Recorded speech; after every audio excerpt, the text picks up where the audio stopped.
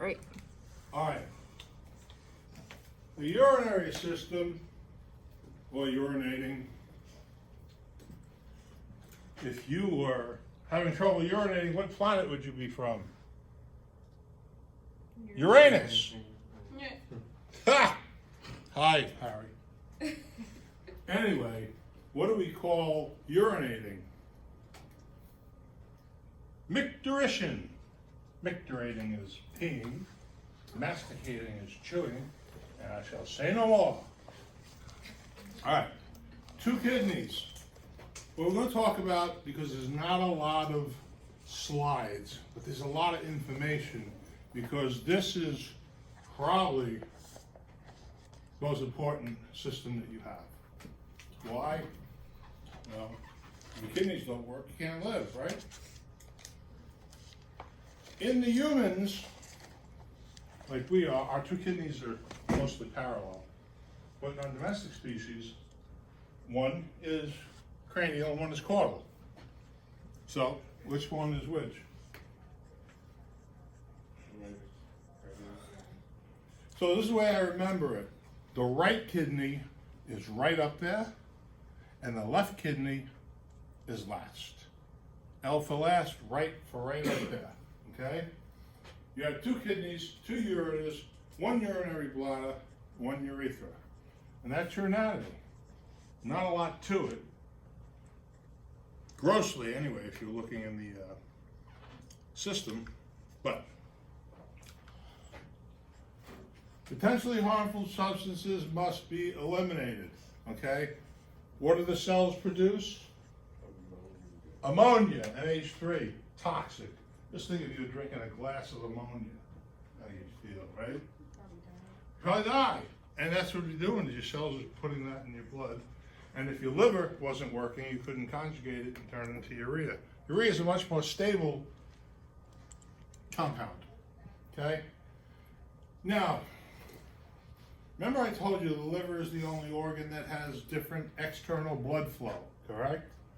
This is the only organ that has different internal blood flow, and it's notable, and we'll go through it because the boards are going to ask you about it. Okay, just to clear up on your homework and your tests, how much of your kidney function must be lost before you see any clinical signs of kidney disease?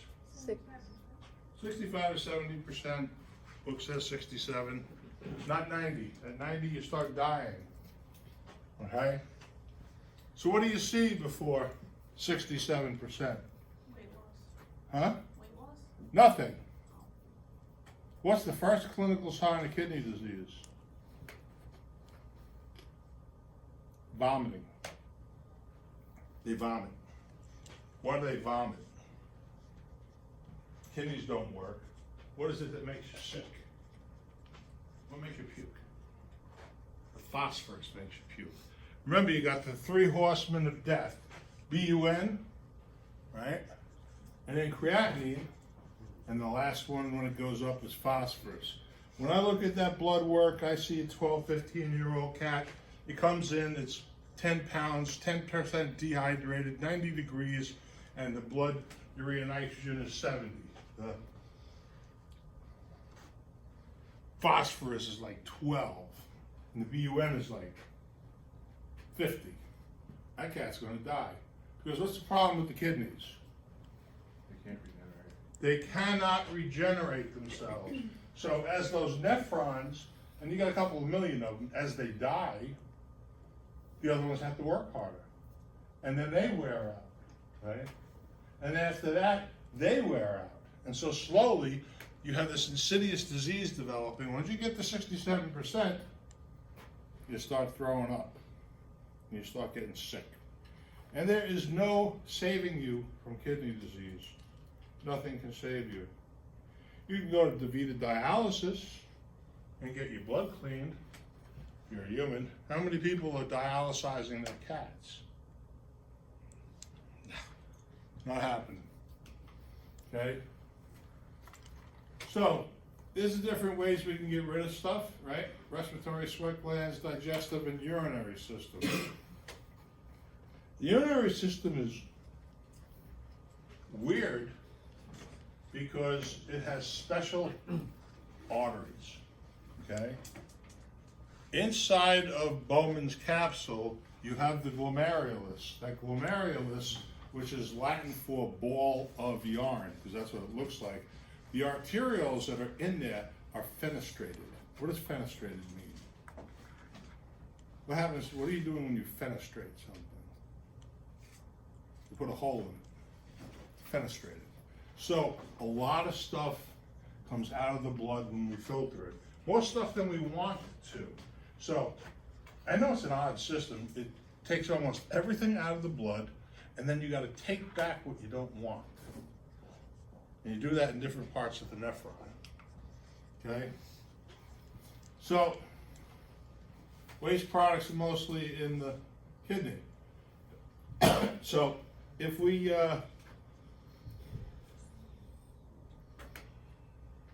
didn't have ADH, aldosterone, or vasopressin, which would help us, antidiuretic hormone, help us to concentrate our urine, then what would happen? Say our thyroid didn't work right and we didn't make ADH. What would we have? What disease would we have? Diabetes insipidus, which would mean is you would drink and drink and drink and pee and pee and pee. You couldn't concentrate your urine. You couldn't hold water. You'd be drinking it and peeing it 24 hours a day. So, bad disease to have. But it's not your kidneys, it's antidiuretic hormone. So if you don't have that, you can't concentrate your urine. It's not that common of a disease though. So here's a picture of a pyelonephrogram, because here's the kidney, here's the calyces of the kidneys, there's the ureters if you see them, to the bladder, to the trigone, and then out. Okay? And that's how we look for stuff. One of the biggest problems with the urinary system is we make stones sometimes. Problem is some stones are not radio-opaque. What does radio-opaque mean? You can see them on a radiograph, right? What happens when you have radiolucent stones? You can't see them. You can't see them on a radiograph. But if you put contrast in there, they become negative holes, they become black holes, and then you see them. You can see them on a urinalysis though. So it depends on the type of stone that you're looking at, whether it's a struvite stone, a calcium oxalate stone, or whether it's a urate stone, cysteine stones. They all have their own poster child children for their different stones. There it is, that's the easy anatomy. You can't get any easier than that. Thing is, once the urine leaves here, okay, and goes out of the collecting ducts, through the calyces, into the ureters, nothing else happens. There's no further change in the urine, okay? The ureters have little flaps like your valves, so they can't go back, and the angle in which this comes in, the ureters come into the bladder, it's almost a 180-degree turn, so it's very hard once you squirt the urine from the ureters into the bladder for it to come backwards. That's why they always say you should never squeeze the bladder of an awake pet, okay? Because they're going to push with their muscles and straighten that trigone out, and you're going to push that urine back up into the kidneys, and then they're going to push infection up there, and we don't want that. So the rule is we don't express the bladder of a awake pet unless it is some type of pet that has a bladder atony, in which we have to do that because they cannot contract the bladder themselves. That's a much rarer event. Okay. So, like I said, fluid balance, ADH. Antidiuretic hormone comes from where? Your anterior pituitary, posterior. What is made in the posterior lobe of the pituitary? Nothing. What is stored there? ADH and oxytocin. Only two things that are there. Okay? So, the boards like to ask you, what are the three things that the kidney produce? Okay? The two major things that they produce are erythropoietin prostaglandins, but prostaglandins, they're involved in the inflammatory pathway. That's not the only place in the world where we make prostaglandins. The third thing that they talk about is renin, okay? The renin-angiotensin system, which constricts your blood vessels when you have low blood pressure. So the kidneys not only get 25% of the blood at any given time, they control your hypoxia with your red blood cells and red blood cell production through erythropoietin. They control partially prostaglandins and inflammation, and they control your blood pressure as well, okay? And acid-base regulation. Now, kidneys are they in the abdomen? No. They're retroperitoneal. The boards like to ask that question, so don't forget it, okay? Pigs, believe it or not, pigs are very close to human in almost every aspect, including anatomy. The right kidney is more cranial than all our domestic species, except for swine, okay? Now, the kidneys don't all look the same. Some are smooth, some are heart-shaped, some are lobulated like cows, okay? So, the hilus is the inside indentation here. Ureter is where it comes out. Renal artery and vein, okay? Now, anything that has a short name before its artery is usually a really big one, like renal, short name, vein, comes right off the aorta, really short, okay? Now, we want to talk about the blood flow. This is very important in the kidneys. Now, the outside of the kidneys, the cortex part area, is where the Bowman's capsules and the proximal convoluted tubules are in the kidneys. The kidneys, as the fluid go in the blood from the cortex into the middle, okay, this area this way, it changes in concentration, okay? It's a concentration gradient. Now, what did I say about water? Do stuff chase water, or does water chase stuff? Water chases stuff. We don't want to give away our precious water.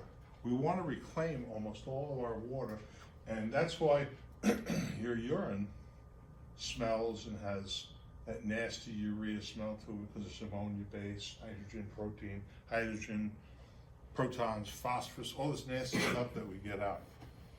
But the kidneys do three things. They filter, they reabsorb, and they secrete in all different areas of this kidney and the nephron, okay? So, here's the different types, right? Like here, lobulated, you see this in the bovids. Here, more of a heart-shaped, you see that in horses, okay? Okay, this is pay dirt here. This is everything, okay? This is where the meat and potatoes are. Now, it's gonna get uglier when I start showing you the truth. But for now, I'm just gonna show you the parts, okay? There's in every area of the loop of Henle, convoluted tubules, collecting ducts, there's all different type of stuff that's secreted or reabsorbed, bicarb, nitrogen. The only thing that can't get through the fenestrations of the glomerulus are big things like red blood cells and stuff, but everything else passes through. So all the stuff that we filter out, we got to get it back because we need it. And you might think it's weird that we have to filter it out and then get it back, but that's the only way to get all the stuff out. You got to get the good and the bad out, right? And then we pull back the good, we get rid of the bad, and then at the end, we add the ugly, which is the worst stuff. Okay, so here, these three things, okay? You have Bowman's capsule, which is this. You have the capsular space, and in here is the glomerulus, which they call the ball of urine. All three of these things together are called the renal corpuscle. Every single thing on this diagram you will know by heart for your test, okay? Now, I could make it worse and make you show me all the places where everything is secreted and reabsorbed. That will leave for another day, but not today, okay? So, what happens is, here's the renal artery, right? This is the reason why it's different, okay? It goes in, the branch comes off, the arterial, the branch comes off, goes to the glomerulus and goes in, okay? Any of you guys get afferent and efferent wrong, backwards, what it means? Huh? If you do, I give you a little mnemonic like my little stories. E means exit. And if you know which one, if the E exits, then you know A is for adding or going towards. So if you remember that, you'll never make that mistake. So blood comes off in the descending order, goes to the renal artery up to the branch. Now the arterial branches off. Now remember, this is a microscopic thing. The nephron is really small. Millions of them in your kidney. But the blood, whole blood, right, with all the stuff and water and everything in there, goes into the glomerulus, okay? That is where the fenestrated arterioles are. That's where the holes are. Everything gets pushed out. It goes into the capsular space, okay? And the capsule is called Bowman's capsule. Why is it called Bowman's capsule? Because Bowman found it. If you find something, they will name it after you. You know what I mean? You know what they're going to name after me? Some type of weed that has spikes on it or something that's hard to eradicate. You know what I mean? Like, let's see, prickled poisonous tenuza weed. Don't get it in your yard, it'll never go away. Okay, so as you see, but you don't see the holes, okay? So what goes in, afferent, and it comes out, efferent. It went into the structure as an artery, as an arteriole, and it came out as an artery. It's the only place in the body where it goes into a structure as an artery and comes out as an artery, okay? And if you notice, your peritubular capillaries, okay, go all the way around the proximal convoluted tubules and then down the whole nephron. And down here, okay, you have all the peritubular veins. That's what takes the stuff back. But this happens down here in the loop of Henle and in the distal convoluted tubule, not so much in the proximal. This is where we pull all the stuff back. So, and that's what the boards are going to ask you. It goes in as, right, it's going to say, the blood goes into the glomerulus as an afferent arteriole and comes out an efferent arteriole. So it goes in as an artery, comes out as an artery. It's important. That's a difference in no other place in the body there is, okay? So, and may I ask you this question? So let me ask you a couple of questions. Let's see. What is the only organ in the abdomen that has different external blood flow than any other organ? The liver. What is the only organ in the abdomen that has different internal blood flow? No, There is you none. said- It's retroperitoneal. Yeah. Got it. It's not, the kidneys aren't in the abdomen, okay? So I'll say, what is the only, the right way to say it is, what's the only organ in the body that has different internal blood flow than the other organ would be the kidney. That would be the right way. Be careful, okay? Nothing worse than splitting hairs. So, everything comes out except like red blood cells and really big molecules, goes into here to the capsular space, okay? And if you notice, then it comes here, okay? And why do they call it convoluted? Because it turns and twists like a roller coaster, right? Why is it proximal? Proximal means because it's closest to the glomerulus, okay? So, some reabsorption takes place here, okay? We get down, and we go down here, and we get to the descending arm of the loop of Henle. So why do they call it Henle? Henle found it, whoever he is. I don't know. You get a name if you find it, right?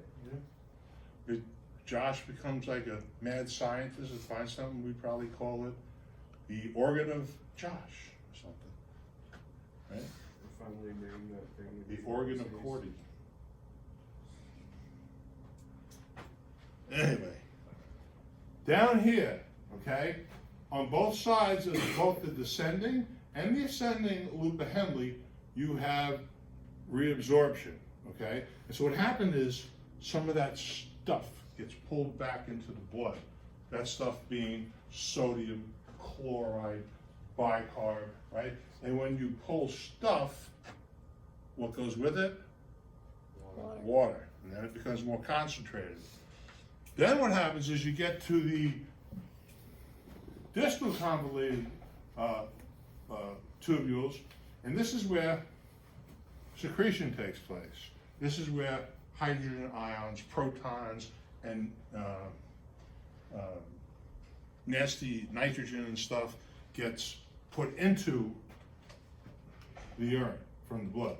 So this is the stuff that you can't really so much get out, all right, just by passive filtration. You need ATP to spend energy to force these things out, okay, because we don't want them in there. And then when you get over here, you get to the collecting ducts, okay? So remember, we're looking at the kidney, right? And this is the cortex, this is the outer part, and the loop of Henle drops down into the medulla. So there's a gradient. And as this goes down, down, down, down, more stuff gets sucked out of the urine, and then the water leaves and it gets more concentrated. There's more poisons, okay? And then finally, once you get to the collecting ducts, before it gets to the calyces and the hilus on its way out to the ureter, the only thing that really takes place here, you may get a few more hydrogen ions or something pumped in there, but mostly it's ADH, antidiuretic hormone, works here in the collecting ducts to finish taking back all the water, okay? Water is a precious commodity. We don't want it going out of our body unless we have to, okay? Okay, so now that I told you the whole story, this is the way it works, right? So efferent is leaving, afferent is in, right? And so what happens is there's fenestrations in the arteries, and certain stuff goes out, and then some stuff like the red blood cells stay in, okay? Now, when the stuff comes out, and it's in this capsule here, it starts going into the proximal convoluted tubule. They call this glomerular filtrate, okay? That's what it was called when I went to school. They now call it tubular filtrate, right? Just like when I went to school, there was no innate adaptive immunity. It was humoral and cell mediated. And then they went and changed the names for you guys. And it really messes with me, you know what I mean? Because I learned it another way. So if I can tell you anything about veterinary medicine, is what you heard today may not be true tomorrow. Okay. So I already talked about all this. Loop of Henle, distal convoluted tubule. Okay. The nerve supply is from the sympathetic part of the nervous system. Okay. So sympathetic stimulation causes vasoconstriction of the renal vessels and restricts flow to the kidneys. The kidneys are not considered so essential in an emergency short term. Where does all your blood go when you got a fight? Your lungs, your brain, your muscles, all right? We don't like constriction of blood flow to the kidneys, but that's what happens, okay? So when everything's cool and you're quiet and collected, you're getting 25% of your blood flow to the kidneys and everything's good. When you get into a bad situation, your GI gets cut off in blood, your kidneys get cut off, and then you just have the essential stuff to think, breathe, and fight. Okay? So, remember what I said, this is the only system here. It goes in and out as an afferent arterial. The venual part of the peritubular capillaries here happens down in the loop of Henle, for the most part. Okay? So, let me set all this stuff. This is showing you everything in higher definition, but not all the stuff that's going in and out. Okay? So, like I said before, the peritubular capillaries is where the efferent arteriole hooks up to the peritubular capillaries to the venules to go out through the renal system. Okay? So, reabsorption. Okay? That's where we take back the stuff that we want, right? And then secretion of the things that we don't want. So first we filter it, then we reabsorb what we want, and then we secrete additionally further down the distal convoluted tubules the things that we really don't want, bad stuff. Okay? Now, this is what determines the kidney flow. It's called the glomerular filtration rate. We talked about this, right, with hyperthyroidism in cats. The high flow, the high heartbeat is giving you an artificial high GFR, okay? How much blood you filter determines how well your kidneys work, unless you're hyperfiltrating from a high heart rate, okay? And that depends on two things: how fast the heart is beating, how much blood flow is getting to the kidneys. And I talked about this, that the capillaries have fenestrations. This is why all this stuff goes out into the capsular space, okay? So, this is just listing them, but not showing you all the pumps and everything that does this, okay? So, useful substances that get lost in the glomerular or the tubular filtrate: sodium, potassium, calcium, magnesium, glucose, amino acids, chloride, bicarb, and water. We lose all this stuff.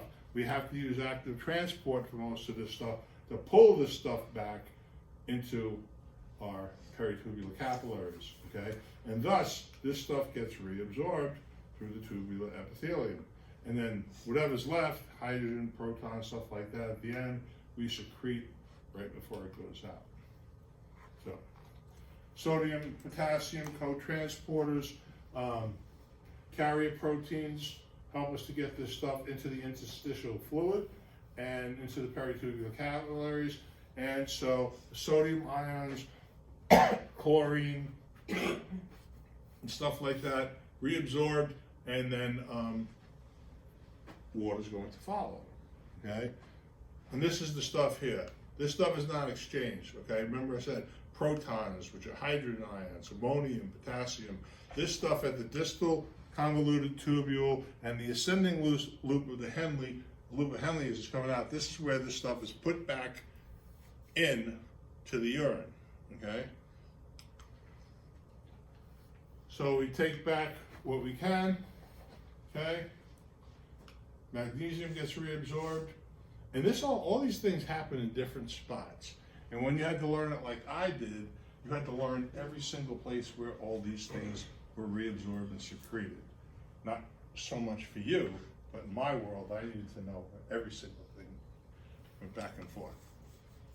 Chloride ions, right? So, in response to electrical imbalance by the sodium, well, the chlorine's also going to go, right? And then the water moves by osmosis to the interstitial space, because if you have more stuff in the tissue that's being pushed across, the water's going to chase it, okay? And here's the problem with urea. Urea, although it's a good molecule for us to urinate out, we also passively reabsorb some of it. We need some of it back. We need some of it in the blood. We want to get rid of all of it, okay? The bad stuff, ammonia, hydrogen, and potassium, is eliminated by secretion at the distal convoluted tubule, okay? Now, Some medicines that we take are not modified at all in the liver, they are excreted unchanged in the kidney. And this is where that'll also happen, is medicines will be secreted into the tubular lumen to be excreted through the collecting ducts out to the bladder. So,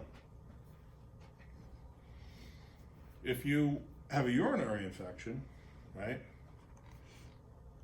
and you want to get the antibiotics to your bladder, you want them to go unchanged and be secreted in the kidneys so they get to the bladder, do their job, right? Clindamycin is a very good unchanged antibiotic that goes to the bladder. One cat, how many litter boxes? 2. 3.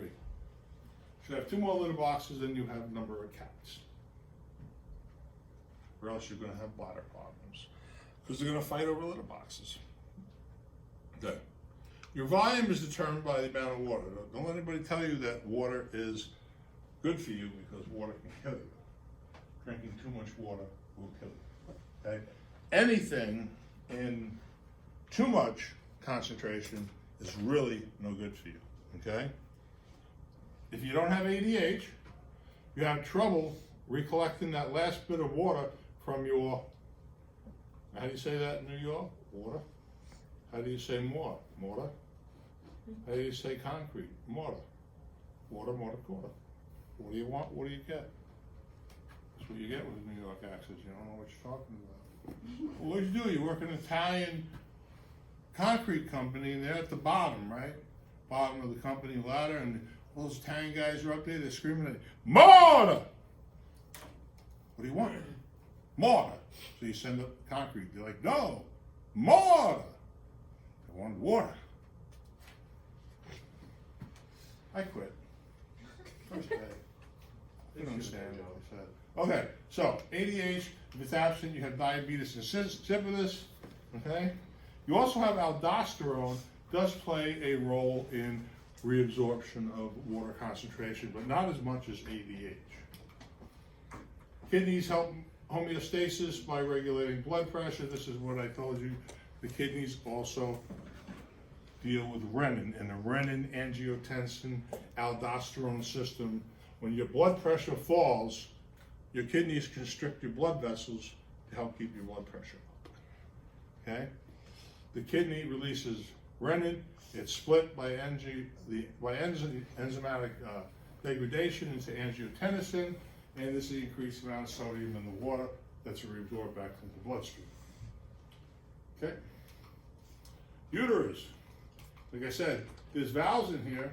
No further changes take place to urine after this. Okay? The urine is finished as soon as it comes out of the kidneys. Like I told you about the trigone, see this goes this way and it turns around at 180. So when the bladder is empty, it's almost flat, okay? So it's very hard for urine to go back, but as the bladder fills up, it goes like this, okay? And it actually makes it easier for the urine to get into the bladder and for it to regurgitate back up there if you push on it, which we don't want you to do, okay? So the continuation of your renal pelvis at the hilus, you have a fibrous layer, middle layer, which is muscular, and an inner epithelial layer. So something that I remember reading, people making mistakes. Any tubular organ that we have, like the GI tract, that has a hollow tube or lumen, the inside of that tube is called the mucosa. Underneath the mucosa is called the submucosa. Then you have the muscular layer, and the outside of that tube is called the serosa, which is your, which is like almost like a scar tissue, fibrous layer. So it's always, from the inside out is always mucosa, submucosa, muscularis, both longitudinal and circular, and the serosa layer. And if you think about the heart, there's a serosa layer of the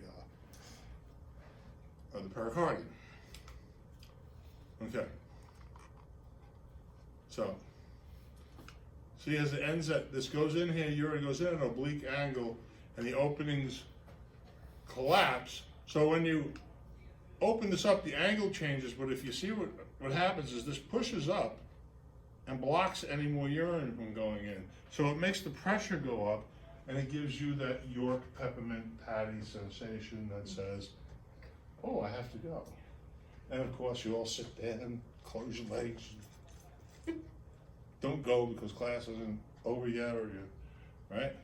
Worst thing in the world to do is hold your urine. Bad for you. Why do females get urinary tract infections quicker than males?